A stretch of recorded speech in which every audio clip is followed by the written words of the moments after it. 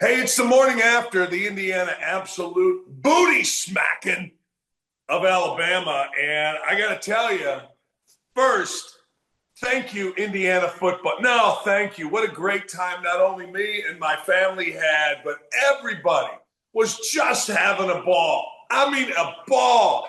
And for those of you that don't understand, Indiana football losing its program of all time, we're not used to this. But we made the most of it, baby. Every place you went, there was Indiana. We were everywhere. We were in West Hollywood. We were in Manhattan Beach. We were over in Beverly Hills. We were on piers. Everybody was Hoosiers. All right, but let's talk about the game, shall we? You know, the game was an absolute ass whooping. It was. Now, one thing I learned a long time ago is I do not watch the ball. I watch the line. And the line tells you everything. A year ago, Urban Meyer and I are down on the field for the Ohio State-Indiana game, and he says, Dan, you're not elite on the front line, the front seven defensively, the offensive line, you're not elite.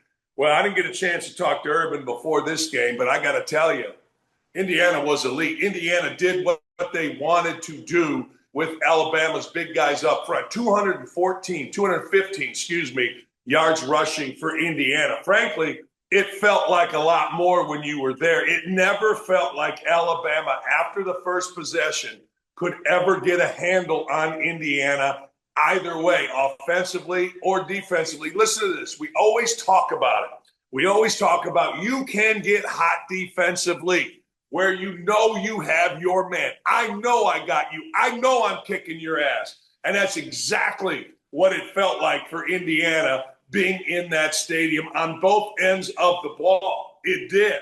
It didn't matter if there was a backup coming in. It didn't matter if it was Ty Simpson. Hell, the backup ran it better than Simpson ran it. But the truth of the matter is, in that stadium, there was absolutely no doubt who was the better team. Now, I want you to think about this. This was 38-3 and one turnover all game.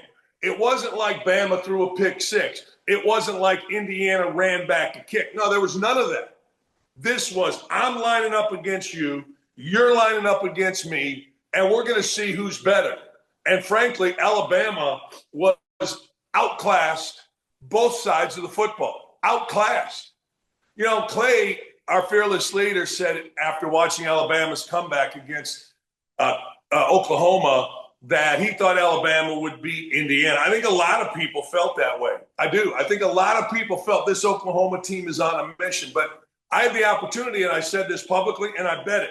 I had the opportunity to watch Alabama and then watch Indiana back-to-back, and it was clear to me, and I'm not even sure why. I can understand it in basketball, having coached it and played it, all that stuff. But I didn't understand what I was looking at other than to know that Indiana was the better football team going into that game.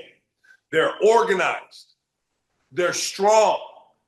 Everything they do has purpose. And I can't define it. It's like that Supreme Court judge. You know, I know it when I see it.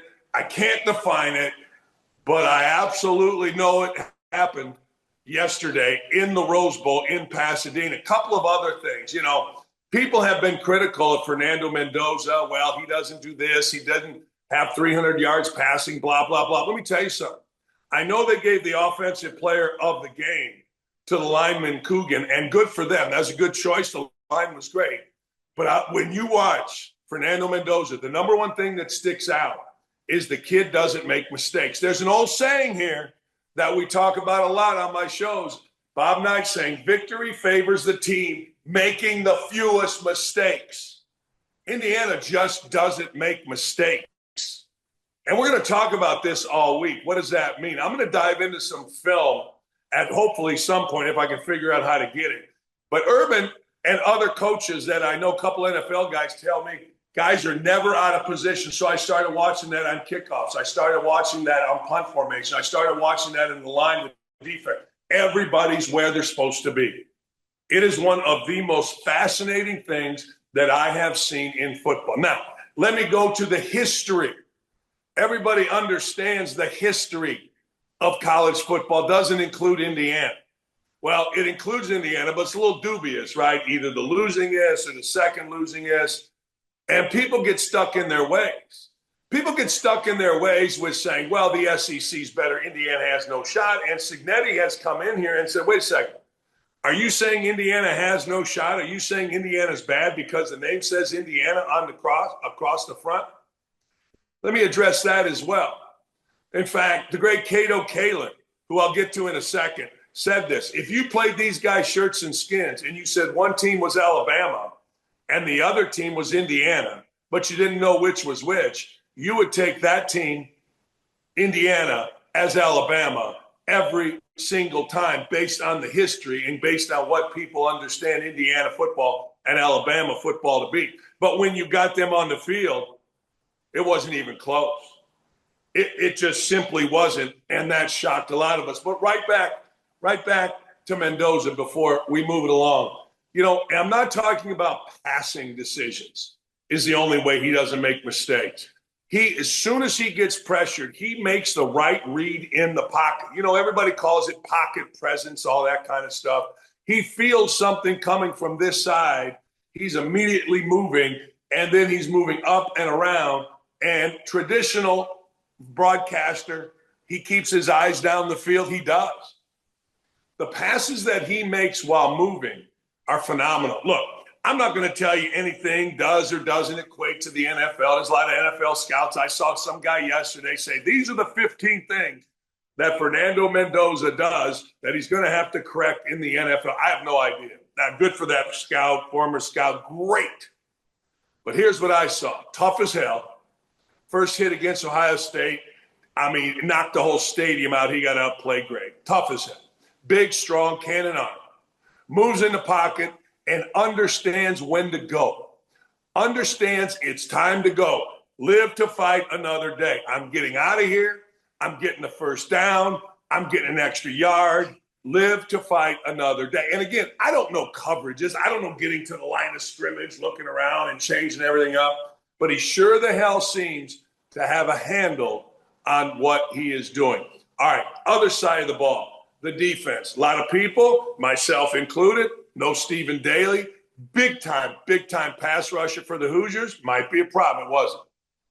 They were on lockdown the entire game. Here's the thing that you notice being at the Indiana football game. And maybe you saw this on TV. I'm not sure that I did all year. They hit. They hit hard. What do they say? All gas, no brakes. That's what Indiana football players do. It's all gas, no brakes when they come to hit you. I mean, the corners hit you, the safeties hit you, the linebackers hit you.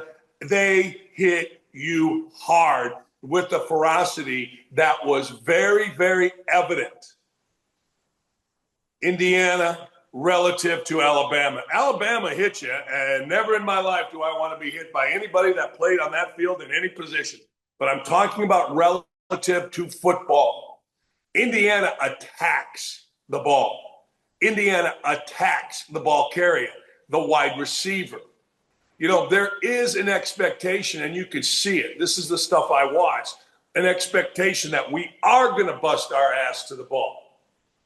If you're on that side of the field and the ball is on this side of the field and there's not going to be a reverse, get over. And when you hit somebody, hit them hard.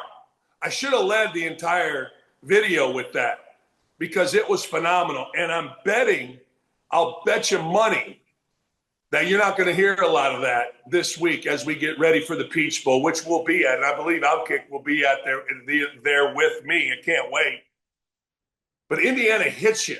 They explode into you. And it was very, very different. Very, very, very different. So we moving on to the Peach Bowl. We'll have breakdown all week. Got to tell you about our friend Cato Kalin, maybe the nicest, warmest, funniest dude we've ever sat with.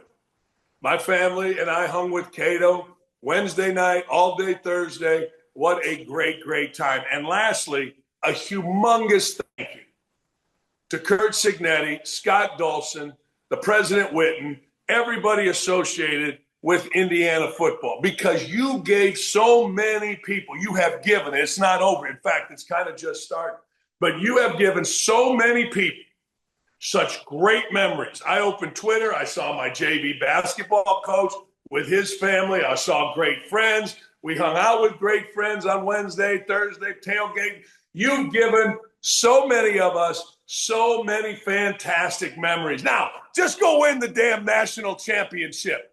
Would ya? Go Hoosiers. Hoosiers.